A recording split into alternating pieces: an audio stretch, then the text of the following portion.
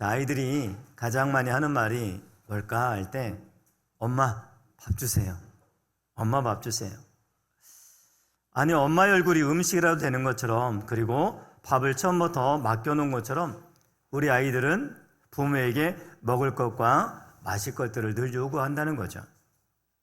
아마 그것은 생존에 필요한 것이기 때문에 아이들이 부모를 향해서 요구하는 것이 아닌가라고 생각이 됩니다. 자, 그렇다면 우리 아이들이 부모에게 바라는 가장 기본적이고 중요한 건 역시 바로 생존에 도움을 얻는 것이 유일한 목적이지 않을까라는 생각도 해보게 됩니다. 자, 이것이 무엇을 이야기인가 하면요, 보통 아이들이 태어나면 본능적으로 아이들은 엄마에게 몰두하고 엄마에게 집착하고 엄마 바라기가 됩니다. 자, 그러다 보니까 엄마가 눈에 보이지 않으면 아이들은 그때부터 두려워하고 그때부터 견딜 수가 없어서 분리불안에 휩싸이기 시작하는 거죠. 그럼 아기들은 왜 태어나자마자 엄마를 좋아하는 걸까요? 그것은 바로 생존 본능에 의해서 엄마가 젖과 먹을 것을 제공해주고 또 편리를 제공해주기 때문이지 않을까? 아니면은 다른 이유가 있을 수 있을까? 여러분 어떻게 생각합니다? 왜 아이들은 엄마를 좋아할까요? 아빠는 늘 찬밥이에요. 자, 그래서 이러한 질문들을 가지고 미국 위스콘 대학 심리학자 해리 할로 박사는 이런 실험을 했습니다. 헝겊 엄마, 철사 엄마. 혹시 여러분들 헝겊 엄마, 철사 엄마 이런 얘기 들어보셨습니까? 예, 들어보신 분이 있죠. 제가 했기 때문에. 자, 해리 할로 박사는 태어난 지 얼마 되지 않는 아기 원숭이에게 두 엄마를 만들어줬습니다. 하나는 철사로 만든 엄마, 하나는 헝겊으로 부드럽게 만든 가짜 모형인 엄마. 자, 태어난 지 얼마 되지 않은 새끼 원숭이에게 이 엄마를 딱 두었는데, 자, 이때 철사 엄마는 아무것도 없는데 그냥 거기에 뭘 달아놨냐면 우유병을 달아놨어요. 또 마른 헝겊 엄마는 먹을 것, 즉 우유를 제공해 주는 것은 아닌데 따뜻한 담요 같은 거로 쌓여가지고 이 아기에게 부드러움을 제공해 주는 겁니다. 자, 그런데 이 새끼 원숭이가 어느 엄마에게 가는가라고 하는 관찰과 실험이었던 겁니다. 자, 이 시간 제가 한번 여러분에게 문제를 내보도록 하겠습니다. 과연 이 아기 원숭이는 어디로 향했을까요? 자, 이 실험이 참으로 흥미로운 것은요, 많은 사람들은 태어난 지 얼마 안 되는 어린 원숭이는 먹고 살아야 되는 생존 본능을 중요시하기 때문에 당연히 철사 엄마 쪽으로 갈 것이라고 예상한다는 겁니다. 자, 그러나 실험이 시작되자 새끼 원숭이는 두 엄마 중에 따뜻함을 제공해주는 헝겊 엄마에게로 가서 헝겊 엄마를 꼭 껴안고 있더라는 거죠. 자, 이 사진을 보면 좀 느낌이 오십니까? 옆에 있는 것이 바로 젖병에 달려있는 철사 엄마고 새끼 원숭이가 지금 붙들고 있는 것이 바로 헝겊 엄마입니다. 보면 헝겊 엄마에게서 붙어서 애정을 표현하는 것을 볼 수가 있더라는 거죠. 자, 사진 하나가 더 있는데요. 자, 똑같은 반응을 보이고 있습니다. 심지어 이 새끼 원숭이가 어느 정도 성장을 해가지고 몸이 커지니까 어떤 반응을 보이는가? 살아야 돼요. 먹어야 돼요. 자, 그래서 어떻게 해요? 따뜻한 엄마 옆에 붙어 있다가 지금 먹을 것을 향해서 우유를 빨고 있더라는 겁니다. 여러분, 이 원숭이는 무엇을 더 중요하게 여기고 있는 걸까요? 따뜻한 부드러움 이것입니까? 아니면은 먹을 것을 제공하는 생존입니까? 생존이라고요? 자, 그래서 이번에는 다시 이런 실험을 했어요. 공포심을 제공해주면 놀라게 하면 과연 이 새끼 원숭이는 어디로 갈 거냐?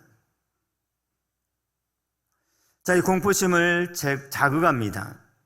자, 그런데 이 새끼 원숭이는요, 철사 엄마는 거들떠보지도 않고 헝겊 엄마에게로 바로 가서 마음이 진정될 때까지 그곳에 헝겊 엄마를 꼭 붙들고 있더라는 거죠. 자, 여기다 한 가지 더 실험을 했는데요. 자, 이제는 헝겊 엄마를 치우고 철사 엄마만 남겨놨어요.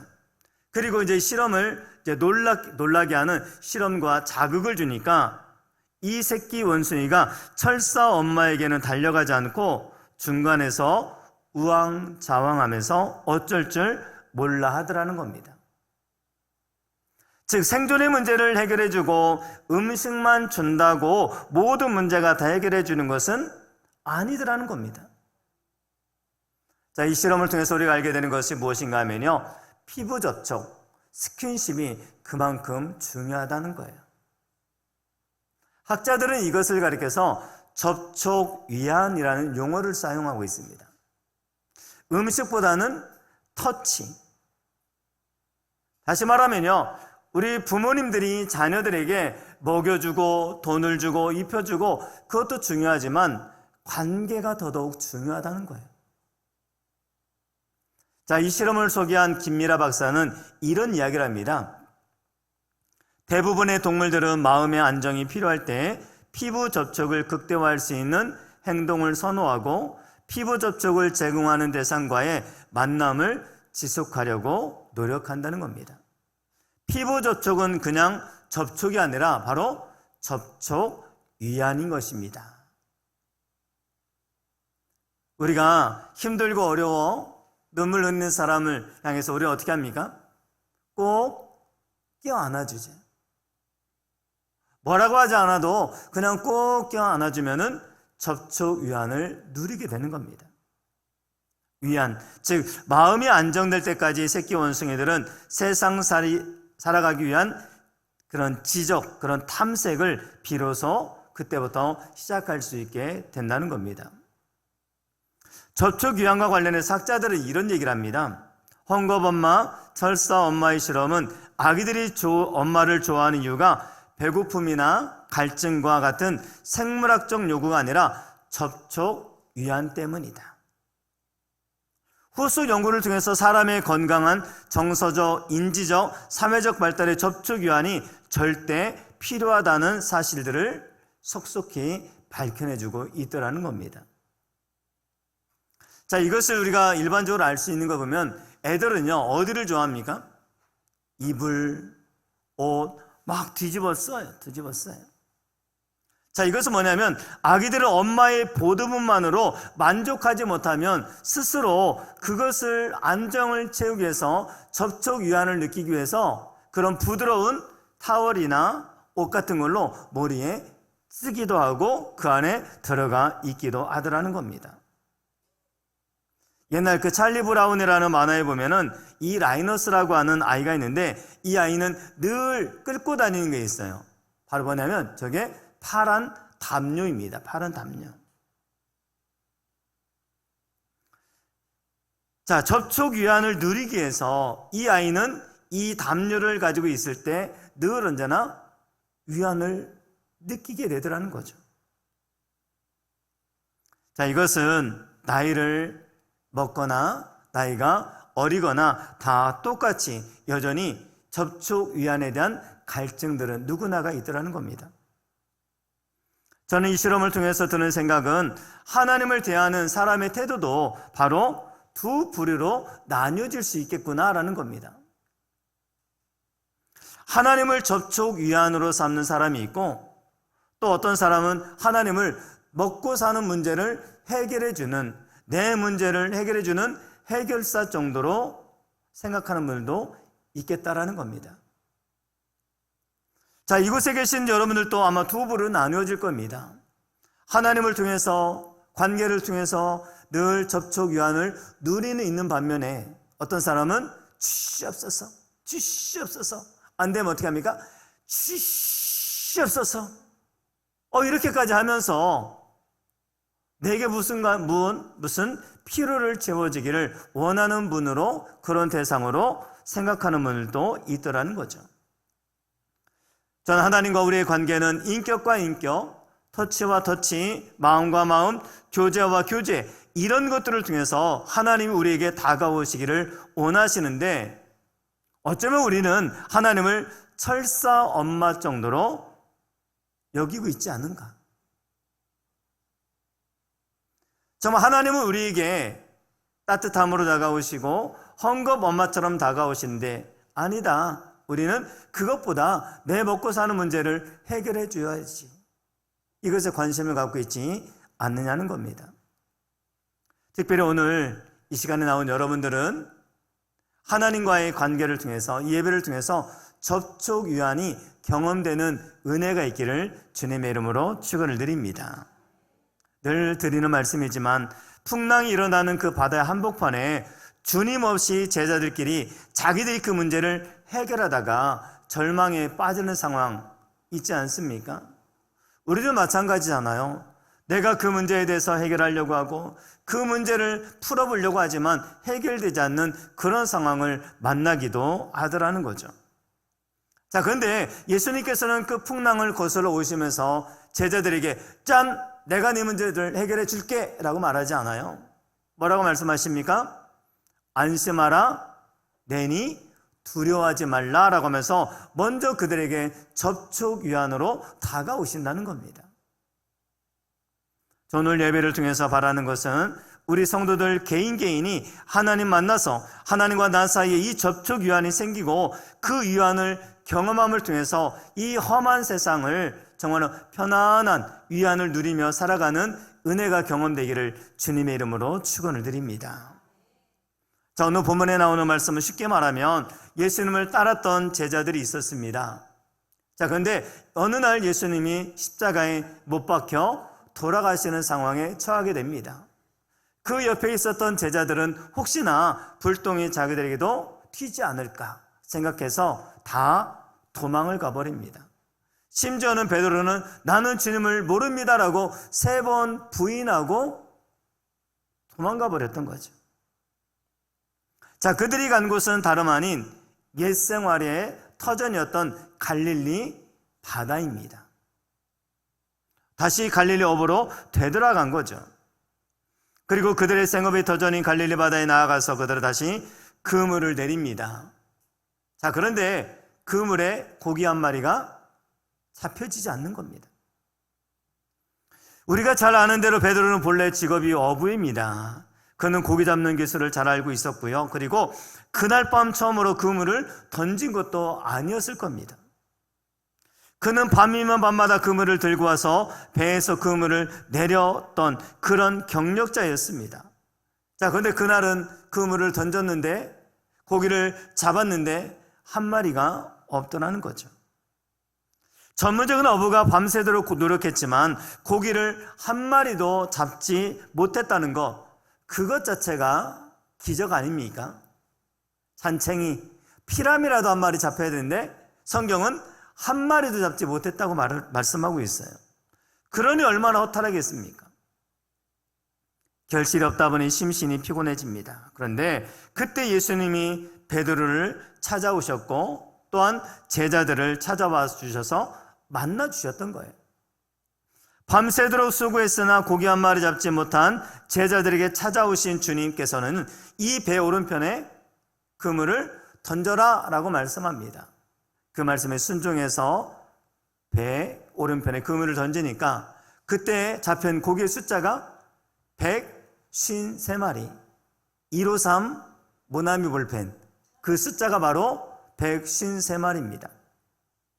성경은 그물을 들 수 없을 정도로 잡혔다라고 기록하고 있어요. 이 엄청난 기록은 아마 오늘까지도 깨지지 않은 그런 신기록이 되지 않았을까라고 생각도 해보게 됩니다. 자, 아무튼 부활하셔서 오늘 우리에게 찾아오신 주님은 우리의 빈 그물을 채워주시는 분임을 믿으시기 바랍니다. 내가 수고하고 애쓰고 노력했는데도 불구하고 그물에 고기 한 마리가 없을 수도 있어요. 하지만 그 주님을 만나게 될 때 밤새 허탕을 친 것도 우리의 실패도 축복으로 바뀌어지는 은혜가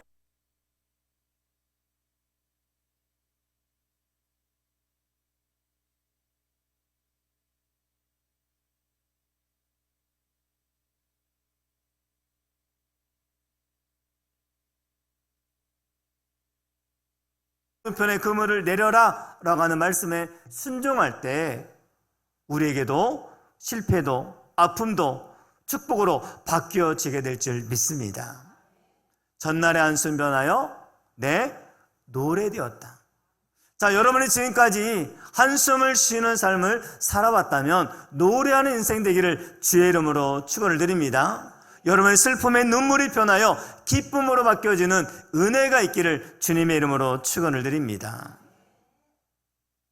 자, 오늘 제자들이 경험한 은혜가 축복이 뭐였냐면 고기가 많아가지고 그물을 들 수 없을 정도였다는 거죠. 자, 그 축복이 매일매일 순간순간마다 우리의 삶에 부어져서 더욱더 여러분의 삶이 풍요로워지는 은혜가 있기를 바랍니다. 자, 예전에 한번 드린 말씀이 드린 적이 있는데요. 바로 오혜령 씨라고 하는 분입니다. 자, 이분은 한 시대를 풍미했던 스타 작가였어요. 시는 그에게 너무 많은 걸 주었습니다. 여러 세계 나누어 줄 수도 있는 것을 그에게 몰빵이라고 그러죠. 완전히 다 허락을 해줬어요. 그녀는 이화여고 연세대 영문과를 졸업하고 64년, 65년 중앙일간지 신춘문예에 잇따라 당선이 됩니다. 영국 영화예술상 신인상 연극대상도 수상했습니다.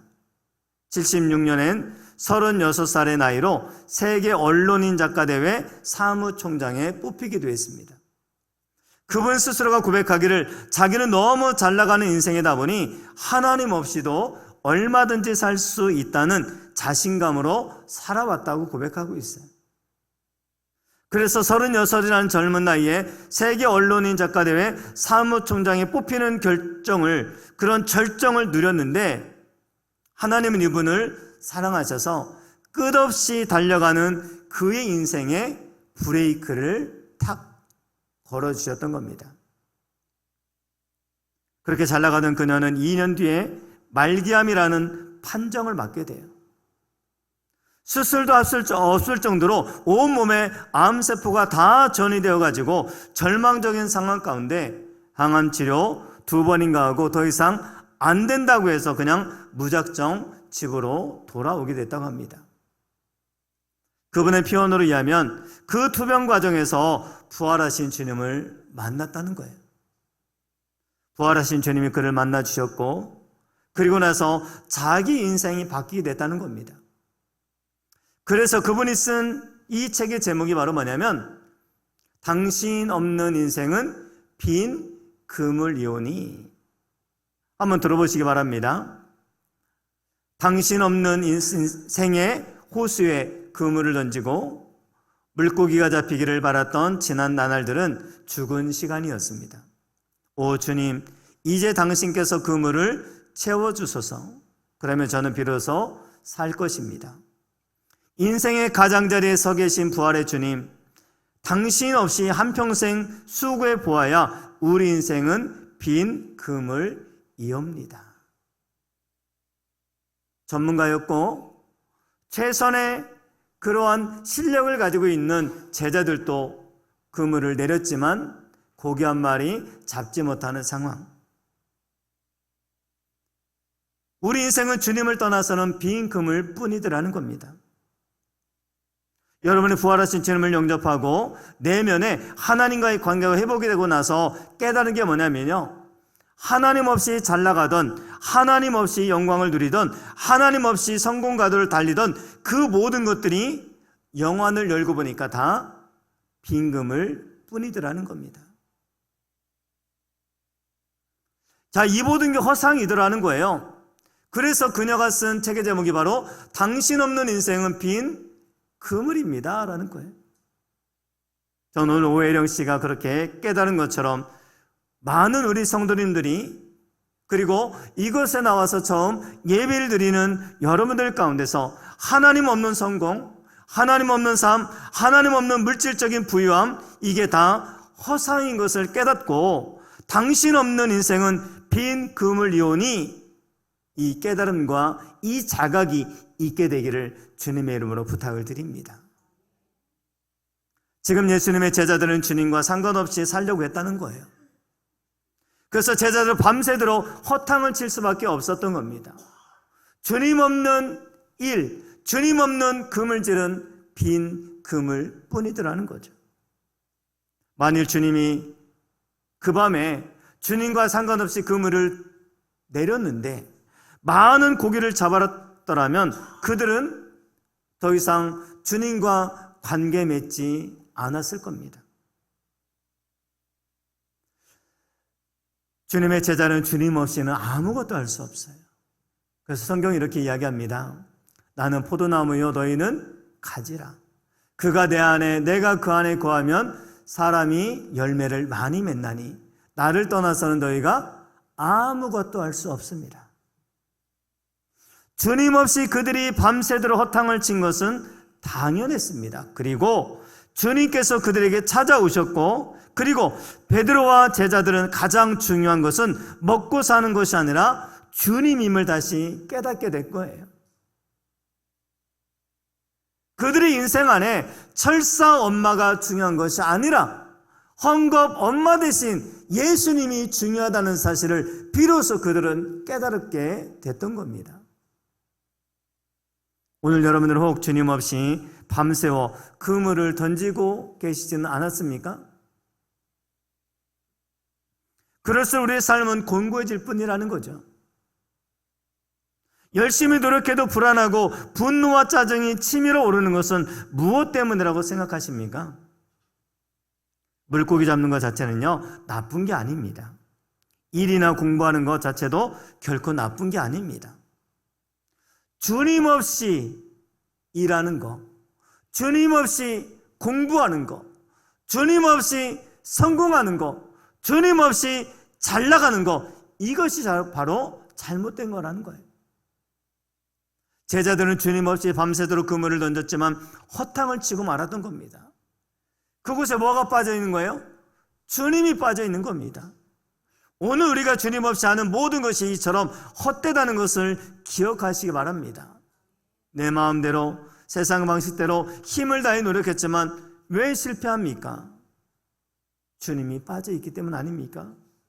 자, 그렇다면 처음 주님 만났던 자리로 다시 돌아와야 돼요. 그리고 주님께 고백해야 됩니다.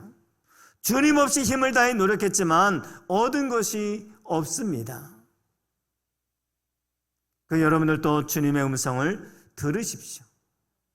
배 오른편에 그물을 던져라. 여러분들 그 주님이 주시는 말씀을 붙잡으십시오. 그리고 순종하십시오. 그럼 여러분의 삶에 놀라운 열매도 결실도 맺을 뿐만 아니라 우리에게도 진정한 평안과 안식도 접촉 위안도 주실 줄 믿으시기 바랍니다. 자, 이곳에 초청되어 오신 분들 가운데도 이런 말을 들어봤을 것 같아요. 예수를 믿어야 된다. 예수를 믿어야 된다. 자, 그 말 속에는 몇 가지 의미가 담겨져 있어요. 교회를 다녀야 된다. 두 번째는 주인이 교체된다. 즉, 예전에는 내가 주인이었는데 세상이 주인이었는데 이제는 예수님이 내 인생의 주인이 된다는 의미가 있습니다. 영생을 소유한 사람이 됐다는 겁니다. 그리고 지옥 갈 백성이 이제 천국 갈 백성이 되었다는 의미이기도 합니다. 그리고 나는 예수님 닮아가는 인생이다라는 것입니다. 여러분, 예수 잘 믿으시기 바랍니다. 예수 잘 믿음을 통해서 교회도 잘 다니시고 주인이 교체되어지고 영원한 생명도 소유하시고 지옥 가는 백성이 아니라 천국 가고 예수님 잘 닮아가서 예수님 말씀에 순종할 때 많은 결실을 맺을 수 있었던 것처럼 열매 맺는 결실 있는 인생으로 살아갈 수 있게 되기를 주님의 이름으로 축원을 드립니다. 처음 하나님께서 사람을 지으실 때 영, 혼, 육을 만드셨어요. 육체는 바로 우리의 몸입니다. 혼은 지정의, 우리가 생각하고 다시 한번 삶을 살아가는데 필요한 것들입니다. 그럼 영적인 부분이 뭘까요? 하나님과 관계하는 부분입니다. 우리 사람이 온전해질 수 있는 비결은 다름 아닌 하나님과 관계하고 하나님과 접촉하는 것뿐이에요. 그렇지 않으면, 이 영이 죽어 있으면 우리 인생은 뭐냐? 짐승에 불과한 겁니다. 짐승은요, 육체가 있고 혼만 있는 거예요. 그런데 우리 인간은 바로 영이 있습니다. 자, 그런데 죄가 들어옴을 통해서 이 영이 죽게 된 거예요. 영이 죽게 되다 보니까 뭐라고 고백하는 줄 아십니까? 내 인생은 나의 것, 내 인생은 나의 것, 그냥 나에게 맡겨주세요. 여러분, 그 다음에 민혜경 씨가 노래를 할 때 뭐라고 이야기하는지 아십니까? 내 인생은 나의 것, 내 인생은 나의 것, 나는 모든 것 책임질 수 있어요. 여러분, 여러분의 인생을 여러분이 책임질 수 있습니까? 오해입니다. 정말로 큰 오해입니다. 어린 철없는 사춘기 애들 보면 애들이 뭐라고 하죠? 부모님에게 딱 두 마디 합니다. 엄마, 간섭하지 마. 내 인생 내가 사는데 뭐 그리 간섭하십니까? 간섭하지 말라는 거예요. 나 다 컸다는 거예요. 내 인생 내 거라는 거예요. 나에게 맡겨달라는 거예요. 그리고 항상 하는 이야기가 나는 모든 거 책임질 수 있다는 거예요. 여러분 어떻습니까? 그러면 그래, 내 인생 존중한다, 잘 살아보십시오, 우리 아드님, 그렇게 얘기합니까? 썩을 놈의 시키 막. 그래, 아니 나가라, 나가. 네 마음대로 살아라. 꼭 우리의 모습이 뭐냐면 하나님 앞에서 사춘기의 모습으로 삶을 살아가고 있다는 거예요. 하나님, 간섭하지 마세요. 내 인생 내 거예요. 내 마음대로 살 거예요. 내 마음대로 사업하고 내 마음대로 자식 키울 것이고 내 마음대로 할 겁니다. 그러니 상관하지 마세요. 그러면서 삶에 우리의 일이 터지면은, 어떤 일이 터지면 하나님 왜 안 도와주세요? 하나님 왜 침묵하고 계세요? 왜 우리 자녀 대학에 떨어져야 돼요? 하나님, 우리 자녀 왜 이렇게 어려움을 겪어야 돼요? 그럼 한 가지 질문을 해볼까요? 그렇다면 진짜 그 아이를 하나님께 의뢰하고 맡겼느냐라는 거예요.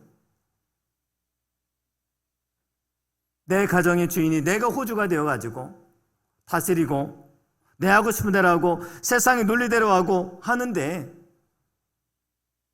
하나님도 도우실 수 없는 거 아닙니까?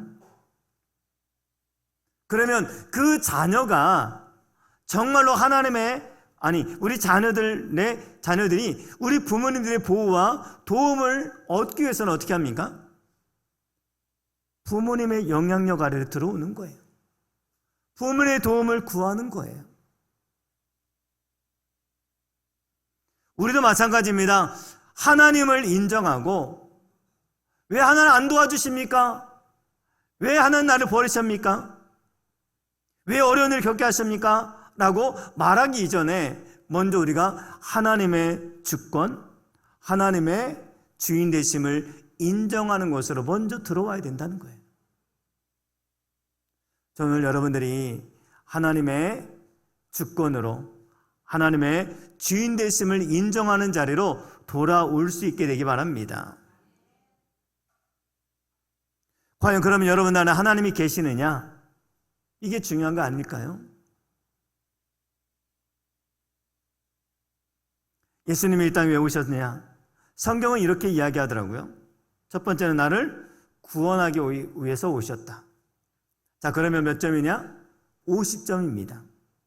자, 그리고 예수님은 구원하기 위해서 오실 뿐만 아니라 내 안에 들어와셔서 나와 함께 사시기 위함이다. 이것까지 알면 100점입니다. 여러분 안 믿으실 것 같아서 제가 증거를 드립니다. 자, 내 의를 위하여 그리스도께서 죽었다가 다시 살아나셨으니 곧 죽은 자와 산 자의 주가 되려 하심이라. 주가 뭡니까? 주인인 거예요. 나는 너희들의 인생의 주인이 되기를 원한다. 성경은 분명히 또 이렇게 이야기합니다. 예수께서 우리를 위하여 죽으사 우리로 하여금 깨어있든지 자든지 자기와 함께하려 어떻게 해요? 함께 살려고 내 안에 들어오셔서 함께 살기를 원하신다는 겁니다. 예수님 왜 죽으셨다고 말씀합니까? 우리를 위해서 죽으심은 우리가 살든지 죽든지 예수님과 함께 살기 위함이다 라고 말하고 있다는 거예요. 그리고 내 인생의 주인이 되어주기를 원하신다는 겁니다.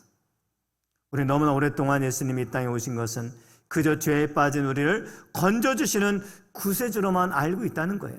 그러나 보니 여전히 내 중심으로 살고 있는 거 그거 아닙니까? 성경은 예수님께서 이 땅에 오심은 죄 가운데 구원만 해놓은 것으로 끝이 아니라 우리 속에 들어와 살기 위함이라고 말씀하고 계십니다. 손님이 아니라 주인으로서 말입니다.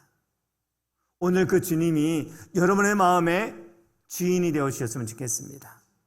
주인이 바뀌었으면 좋겠습니다. 주님을 모셔드릴 때, 예수님을 모셔드릴 때 내 안에 함께 하시고 나의 삶을 이끌어 가실 줄 믿습니다. 자, 여러분, 갈릴리 호숫가에서 제자들을 만나주신 주님께서 오늘 우리도 찾아오셔서 우리를 만나주실 줄 믿습니다. 여러분의 빈 그물의 인생 이제는 차고 넘쳐나는 무거운 인생으로 바꿔주실 줄 믿습니다. 혹시나 여러분 공부하십니까? 실패하셨습니까? 지치셨습니까? 아프십니까? 이제 주님을 바라보십시오. 이제 당신도 주님 만나고 주님의 음성을 들으십시오. 먹고 사는 것에만 너무 얽매이지 마시고 주님의 음성에 순종해 보십시오. 빈 그물의 인생이 이제는 차고 넘쳐난 인생으로 바뀌어지게 될 줄 믿습니다. 인생은 B로 시작해서 D로 끝난다고 말씀드렸죠. 버스, 태어나고 그 다음에 데스, 중간에 뭐가 있어요? C가 있죠. C, 초이스, 선택이 있는 겁니다. 오늘 여러분 그 예수님을 잘 선택하고 모셔드림을 통해서 여러분의 인생에 놀라운 역사들이 또한 무엇보다도 빈 그물의 인생이 채워진 역사가 있기를 주님의 이름으로 축원을 드립니다.